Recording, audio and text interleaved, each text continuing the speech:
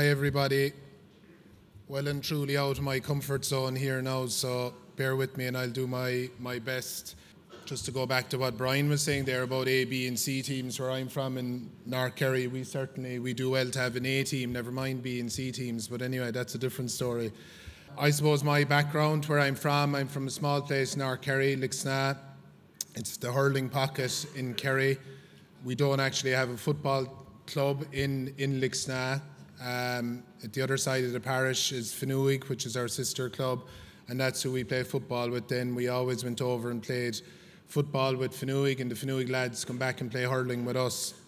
So it's probably kind of unusual maybe from the Kerry perspective. Hurling would have been my first game until I was about 16, and at that stage I was starting to make progress football-wise, and I suppose in Kerry, when it comes to decision, if you have an opportunity to play football, that's the way you're going to go, and that's the way it turned out for me. I suppose the other thing that I wanted to point out is that I've had a very varied experience in the GAA from the point of view of playing with my clubs. I know it says one life, one club. I was lucky enough to have two clubs. After that, I went on to UCC in Cork, and I had fantastic experiences there as well. Played with Kerry, obviously, went on afterwards then and got involved in management initially with Jack O'Connor as a selector, then ended up managing myself. Since I started teaching, first of all in the CBS in Dingle and then in Pobbleskull, Corkagina, I've always been involved in teams there. I've been involved in the media side of things, bits and pieces of that. So I have a very varied perspective. I've been very lucky. And I suppose the big point is that I've met great people along the way. I've had great teammates. I've worked with great people in management and backroom teams. Have had fantastic players play under my stewardship, let's say, and I've enjoyed every bit of it. So I suppose the few bits and pieces that I want to go through today is some practical takeaways that you can take away with you, and some things that might be of use to you. If everyone maybe gets one thing that will help you out when you go back to your club team, go back to your school team, or if you're at a higher level, that's great. I suppose also I'd like to point out that Pat Daly and Peter Horgan, the GA, helped put the presentation together. So in case you think I'm narcissistic putting in all these pictures of myself, that's not the case. And anyway, as we go on, you'll see some of the pictures aren't exactly the most flattering in the world, so I wouldn't have put them in myself. The last point I have in that slide, and I suppose it's important for me initially when Pat Daly rang me about speaking to all of you, and I was kind of slow, and I think the initial reason that I would have been slow is I'm definitely not here to preach and to make it like that I know everything and that I'm an expert in everything else. I'm far from it. Again, I think it was Brian mentioned it there about we're always on a journey and we're always trying to improve as coaches and improve in everything we're doing. And, I was lucky enough to be asked to manage Kerry and privileged and to have been in a position where we had some success and we had good days and we had bad days. But, I'm not here to preach or to tell you guys that I know everything, because it's far from that. But like I said, if you get a few bits and pieces to take back with you that's of help, that's great from my perspective. Some of the things, I suppose the theme of the whole weekend, and you've been listening to loads of people that have made great points all the way through. Some of the points that I have up on that slide, I suppose are just practical things from the point of view of a team culture. What is a team culture? What's a team spirit? How can you get it? How can you get it not only in your own team, but maybe through your own club? And I think some of the things that you can do initially is that you can just set standards, and standards that are easily measurable, things that take no talent, such as the things that are mentioned there, being on time. I'd be a stickler for that. I think if everyone's making an effort to be there and has given a commitment, it's a very basic thing just to be there on time. And it might seem like a small thing, but if you have everyone there on time, straight away you're starting to build something. Giving a genuine commitment, again, is that if there's a particular period in the year that you're really going to go at it in the lead up to a championship or whatever with your club, that everyone does give that commitment and they are there and they're making an excuse to be there rather than an excuse to be somewhere else. Giving your all when you are there, again, it might sound like a very basic thing, but I think that when you get a group everyone on time, everyone there, everyone giving their all, you are starting to build something. And again, all of these things are basic things. They don't need talent. They just need that buy-in. I think that point, and again, as coaches, you'd all appreciate that, being open to challenge, being open to learning and improving, and basically being coachable. Particularly when you're dealing with senior players, regardless of the level. If you're dealing with fellas that have been there, done that, and they have their own way of doing things, well, if you're coming at them and you're challenging them and you're trying to get them to do it a different way, can they change? Can they be open to it? Can they be open to trying it? And again, if they are, if it doesn't work, nothing ventured, nothing gained. But if it does work, you're adding to them as a player, even, as they get older and they can keep getting better and better. Never ever giving up. That was a thing that I always had kind of intuitively myself as a player. Afterwards, in management, that you always give your all and you always just keep going until the final whistle. And if you're beaten at the end of the day, so be it. You just take it in the chin, but you don't give up. And again, if you have those kind of basic things as part of what you are as a group, and everyone's buying into it and everyone's pulling together, I think it can be very powerful. And obviously you can build in it, you can make the standards more demanding, but as the leader initially, you're going to be the person that's going to have to challenge the standards, you're going to have to challenge the players, and can you bring them with you? And I suppose at the bottom of the slide, before I mentioned Pat Riley, it says, can you get the players to drive these standards? And that's where you want to get to. When the players are driving the standards and the values are there and they're clear for everyone, well, you're in a good place, and most times success will follow. If it doesn't, at least you're maximising the potential of the group, which is all you want to do anyway. Pat Riley, just mentioned him there. I think as coaches, there's this voracious appetite to be reading and to be looking at stuff on YouTube and to be trying to find something that's going to add to you. He was a successful basketball coach in the States in the 90s and early 90s, and he wrote a book, The Winner Within. And again, with all of these books, and there's thousands of them out there, I don't think there's a one-size-fits-all. There certainly wasn't for me, but you can definitely get ideas from different books. I think Alex Ferguson's book on leading is another book that there's a lot of practical bits and pieces that you can take out and make your own. But in Pat Riley's book, one of the points that he has a kind of a pathway in how you get to this culture of excellence within your group, and also how you maintain it, which can be an even bigger challenge when you do get there. But his point was that the innocent climb versus the disease of me was the early part of that journey, and it was one of the things that we tapped into at Kerry in 2014. The innocent climb is basically where everyone is pulling together, everyone's in the boat, everyone's rowing in the same direction. There's a unity of purpose. No one is worried about their own situation. If you're left out, if you're dropped, if you were brought off, if whatever circumstance or adversity is put in your way as a player, you don't care. It's all about the group. He calls that the innocent climb.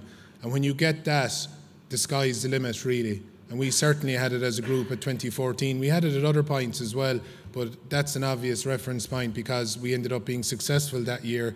But when you get people buying in like that and everyone together, it's a very enjoyable place to be. And the opposite side of it then, of course, is the disease of me, is what he calls it. The All Blacks, and you've been exposed to the New Zealand culture over the last couple of days. Their term is a bit more, the disease of me is Pat Riley's one. The All Blacks one is more black and white, really, and it's just no dickheads is their one. And I think that kind of sums it up. And if you have a group with no dickheads and everyone is pulling together, again, you're in a strong place. Again, just from the point of view of, again, that would be one of the lesser flattering pictures there, but anyway. Not of Johnny and Brian, they're grand, you'd know that. I was maybe eating the grub, but not doing the training, certainly in that picture.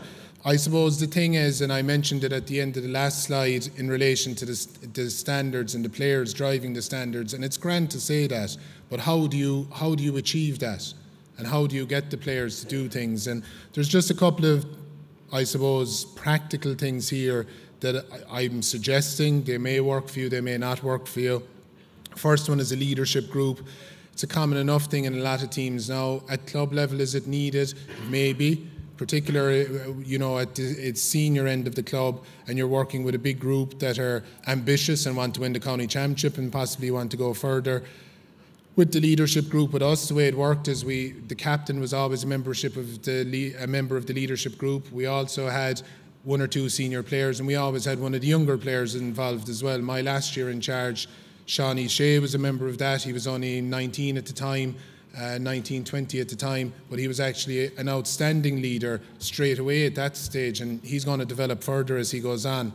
And initially it was as a conduit to management from the players if they needed something, and players didn't want to be going straight to management, that it might be viewed as a weakness or whatever. But it can grow, and it can become more important than that. They can get involved in everything to do with the setup. Basically, they're helping you co-manage the group. And I think if you can get there, it's a very strong thing, and it's a very healthy thing, and it's something I'll come back to at the end again. Player-led video analysis is something I referred to there. Again, it's something that I always found very powerful. I'm a fan of video analysis myself. Obviously, you have to analyse the opposition, you're analysing yourselves, you're trying to see where you can improve the things that are going well. But a thing that we did, particularly in championship time when the players had time to be focusing on it, was player-led video analysis. And what I'm talking about there is a session where you give it to a group of players or you give it to a specific player. I remember two players in particular jump out to me with regard to that when I was thinking back on it. Paul Murphy at one stage did a player-led video analysis session on defensive play, and James O'Donoghue did one on corner forward play. And the thing about it from both of the lads, their knowledge of their own positions and their own roles in particular was absolutely mind-blowing. They blew whatever I'd know or anyone else in the management completely out of the water. We were learning from the lads, and we're also learning about the way they viewed the game, the way James was telling us about what would help him play better, and so on and so forth. They're very, very powerful things. So if you are in a situation where you are using video analysis to get players, and initially, of course, it can be some of the leaders and people that are comfortable talking to the group, but as it goes on, everyone can get involved in it, and as you will find, players actually love doing it themselves. They actually love doing it, and it was a thing we found very useful. Another one, again, a lot of you are probably doing this type of stuff as well as the scenarios and training. It was a thing that I was always a big fan of in terms of that you've your two teams, you're going to play 10 minutes of football, and you say to one group, look, you're 5 points down, there's 10 minutes to go over there and decide what you're going to do. The other gang are 5 points up, there's 10 minutes to go, you go over there and decide what you're going to do. And the players are leading it, and they're making their plans. You play your 10 minutes, and what we often found with those 10 minutes, you might do 3 of them in a session, that they were actually off the Richter scale in terms of effort and intensity, because it was just condensed and it was very focused, and it was directed by the players themselves. And you were asking questions rather than giving the solutions. And I think all of us are guilty of that at times, that we're so anxious for the group to progress and improve and get to where we want them to get, that we want to give them the answers. We just want them to know what the right thing to do is. But if they can figure it out themselves, it's a very powerful thing. After the 10 minutes, what happened in the football, they go back, okay, did that work for us? Did this work for us? We'll do that a bit better the next time. I don't think that worked at all. And you can have a coach or a selector leading the conversation or as part of the conversation, of course, but the players directing it is definitely a lot better. You can swap roles then in terms of go the other way. Okay, you were 5 points down, now you're 5 points up. Is there anything you change? Do you keep going as hard as ever? Or are you sitting back a bit and trying to go on the break or whatever? And those scenarios can be anything. You're down to 14, you 15. It's level game, it's into injury time, they're all exhausted, what are you going to do now, so on and so forth. Your imagination is the only limit with those kind of things. The last one I had there, and again it was an interesting one, and just to give the background and where it came from, a promises meeting. And I suppose again with the player-centric approach, meetings in general, the less that the person at the top of the room is talking, the better. If you can get more and more feedback from the playing group, it's better, because again, they're going to be the ones that are out in the pitch making the decisions, and if they're directing the discussion, it's certainly a lot healthier. With regard to the promises meeting, again, it was something that we used, and it worked for us. It worked for us at times, it didn't work at another time. Where it came from, my first year in charge of Kerry in 2013, it actually went back to a thing that Paddy O'Shea was very into, which was visualization.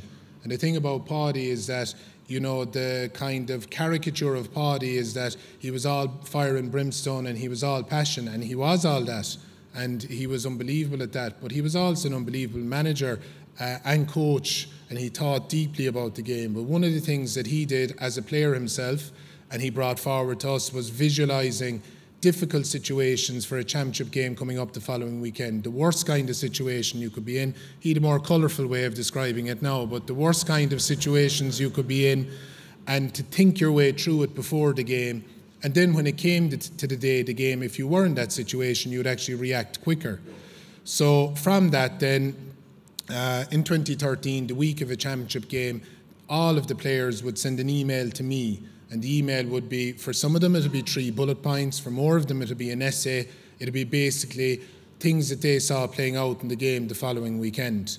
And I found it mind-blowing the amount of times that players would picture things beforehand and it would actually play out, or something similar would play out the following weekend.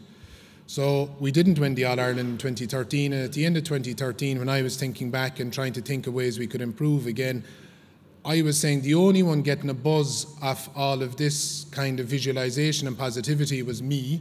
The rest of the players didn't know what the others were saying, so how could we change that? So for the 2014 Munster final, we were playing Cork below in Páirc Uí Chaoimh. They were flying at the time. We were struggling at the time. It was a huge game for us. We'd beaten Clare in the first game, hadn't been convincing. There was only 2 weeks to the Munster final. In the interlude, we played an AVB game. The B team beat the A team, which had me questioning a lot of things.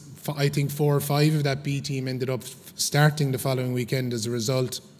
But the night before the game, we went to Cork, which was a departure for us.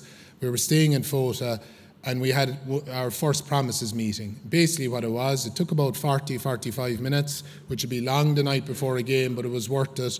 Every player had to make 3 promises to the group that they were going to bring to the field or bring to Páirc Uí Chaoimh the following day. So we started off, we went around, every player spoke. I'd only to introduce the meeting and thank the lads at the end, and it was an unbelievably powerful, even now I can feel the hair standing up in the back of my neck with just every player promising and meaning it. Meaning what they were going to do the following day. And the following day we had a great win, and it turned our season, and it set us on the road to Sam, where we wanted to go. Now, it's not a thing you can do every time. We held it back, we didn't use it again. We used it the night before the All-Ireland. That, if it was possible, was even more powerful, and again it worked for us, and we won the next day. We used it again the following year in 2015. It didn't work for us that day.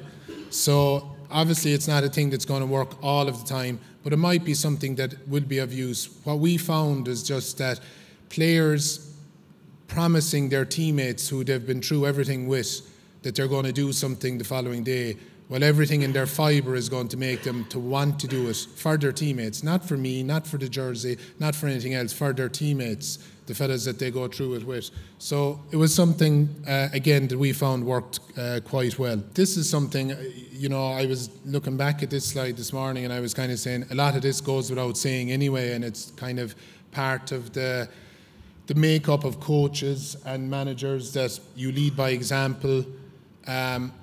You want the players to drive the thing. So what can you do then? Well, you can lead by example. And if you're first there and last home, I know it's an old one, a lot of you will be familiar with it. You're there to start to prepare everything. You're chatting afterwards. You are oftentimes the last home. But everything under your control is meticulously undertaken. And everyone in this room appreciates, and I'll come back to it soon, it isn't an exact science.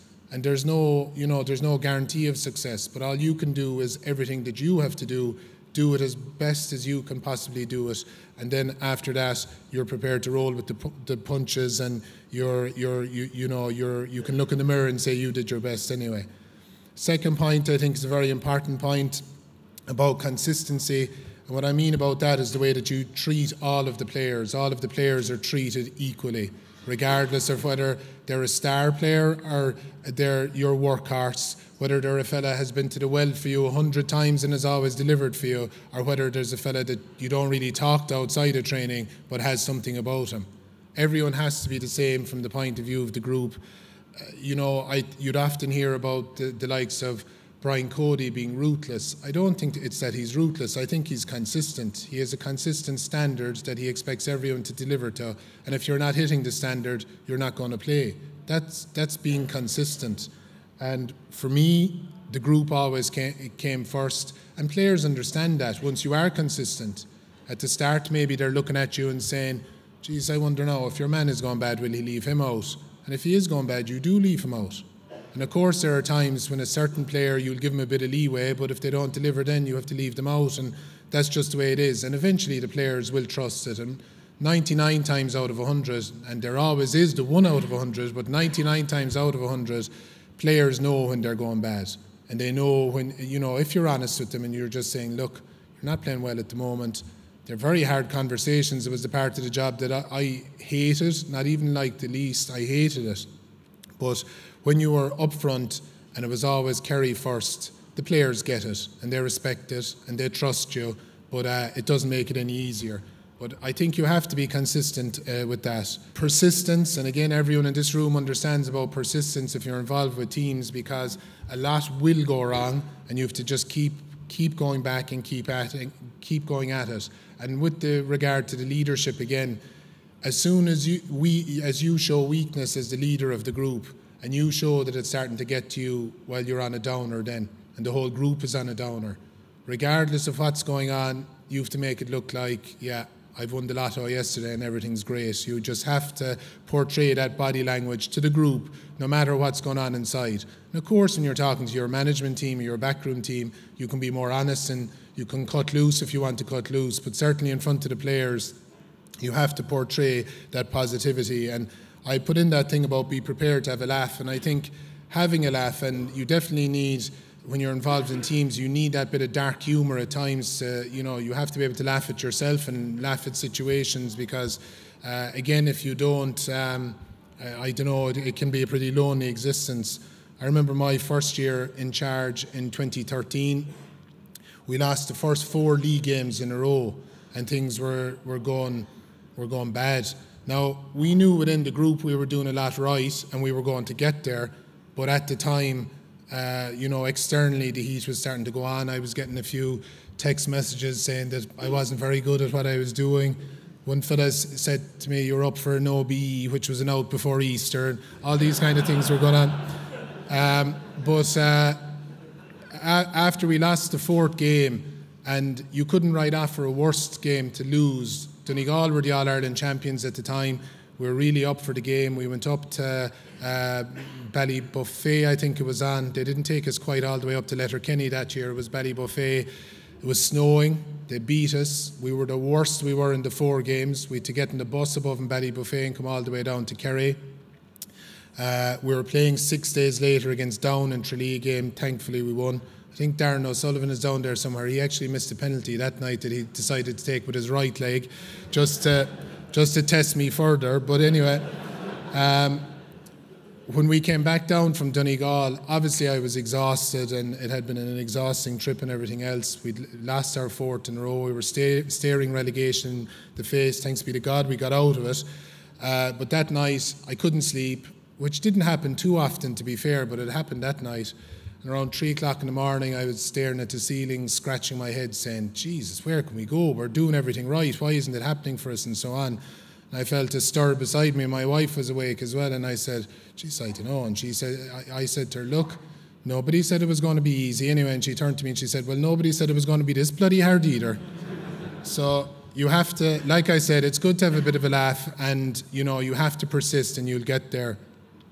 The last 2, and I'll keep going because I'm conscious that I don't want to go over the time, but you have to be prepared to admit when you're wrong. And I think, again, that can be very powerful. If you've built trust within the group, obviously you can't be coming in getting it wrong every single day of the week. But when you do get it wrong, and particularly in a match situation, if you get the game plan wrong or if you get the team wrong, and you have to tell the group, lads, I was wrong.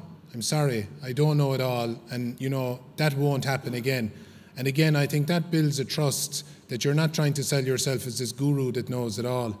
And the last two words are hugely important, and I think everyone in the room again understands them, and trust certainly grows out of respect. But what I mean with respect is that when you're in a club team, a school team, when you're involved with an inter-county team, that respect that you have as the manager for everyone is paramount. The person, the most important player, to the squad member, to the man that opens the gate to let you in, to the groundsman, to your selectors, to your backroom team, that everyone's role is valued and everyone knows that you appreciate what they're doing for you and by extension for the group and for the county or the club. And I think when that respect is there and you acknowledge that, it's a hugely powerful thing again, and it leads to the trust, and it leads to a kind of a collective mentality that can be very powerful. And when it comes to going to war then on the big day, everyone is with you. To the bus driver, everyone's with you. We had a great bus driver always, a fella lived close to me at home, and he used to come into Croke Park, he used to be ready to play himself. He was a mighty man, and his big claim to fame always actually is that those of you who've come in a bus to Croke Park will know that when you come in under the tunnel from the Cusack stand side, the corner is very tight for the bus to come around over to the Hogan stand side.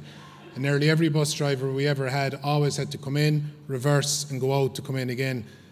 Our man Danny Caffrey anyway, he was always able to take it in one go and he was very proud of it. So we always felt that was like a pint in the boards when we came in.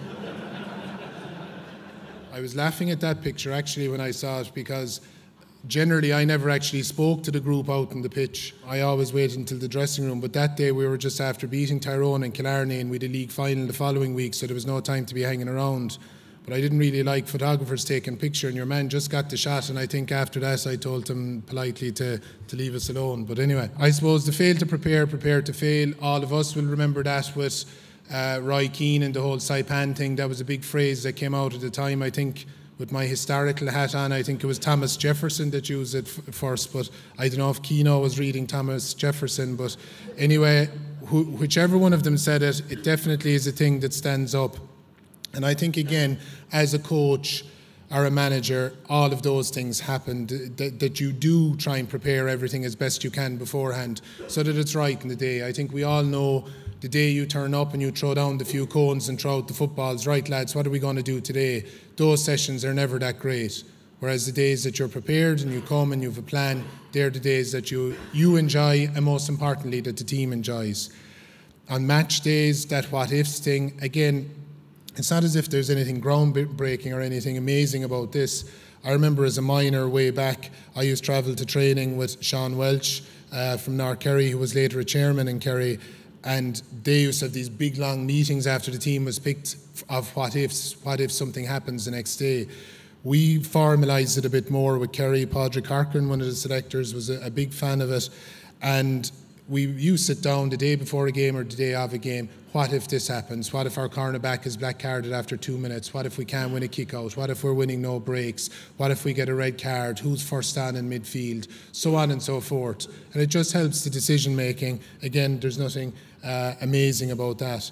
Video analysis, we mentioned it already with regard to the players. It is very powerful as a player-led thing. It's powerful, of course, in analysing the opposition, analysing your own performances, but also it can be a very powerful aid in an individual basis with players. If you have the time, if you have the ability to do your own video and you can highlight something to a player and show it to them and go after them and go after them and eventually be able to show it to them doing what you want them to do and reinforcing it, it can be very powerful. The sessions and teams beforehand, again, a lot of you probably do this stuff anyway, but I was just trying to think of practical things.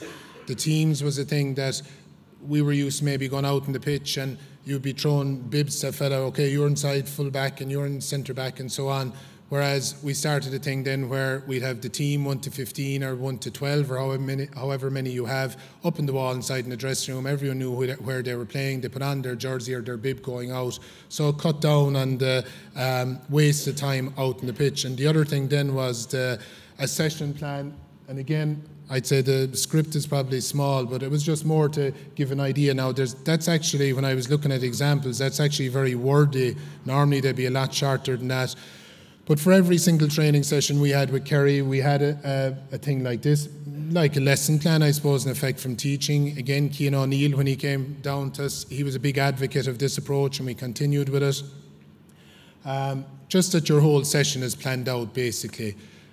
We plan out this the day before generally. I'd send it out to the management and backroom team the night before a session. Everyone knew what they were supposed to be doing, where they were going, at what time it was happening. And again, it just helped the thing run a bit smoother. When the players would come into training, then the teams would be up, and beside it would be a session plan. The players then would know what's happening tonight, what is the focus of the session, what's going on. And again, it just gives you that bit of structure to your session, and it also helps with continuity from week to week, from session to session. It's easy to refer back to what you've done. You have a great record.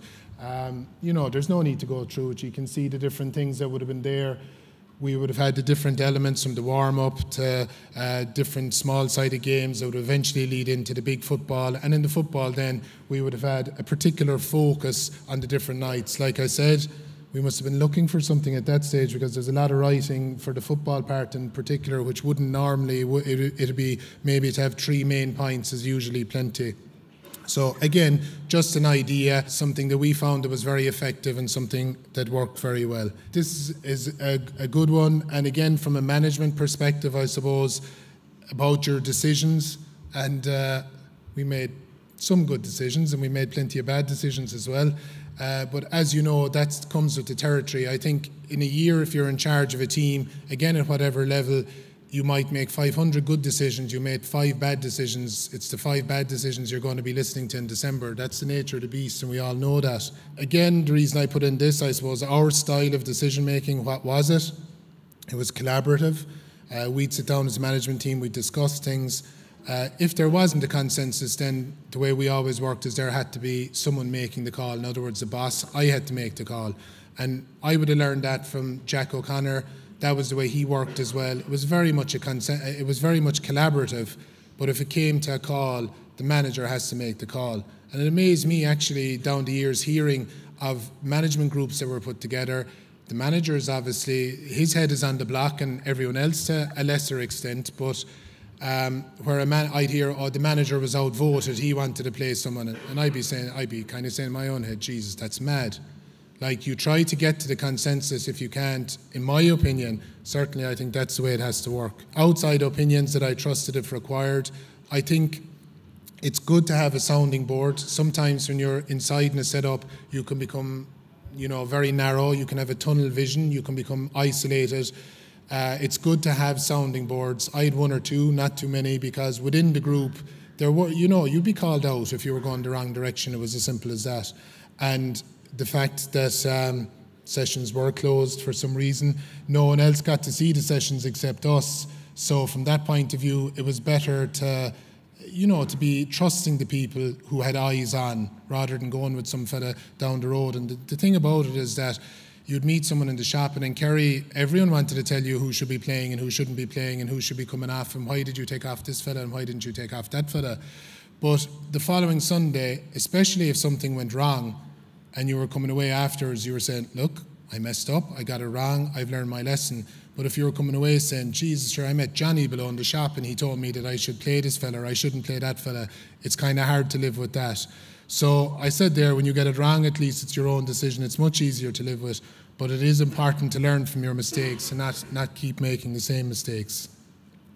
I'll finish with this slide. So the key lessons for me, I think I've gone through most of them already. It is an inexact science, as we all know, and it requires persistence and humour. I think we've covered that, and I think if you can get those things, you, from a personal point of view and from a management point of view, you're getting there.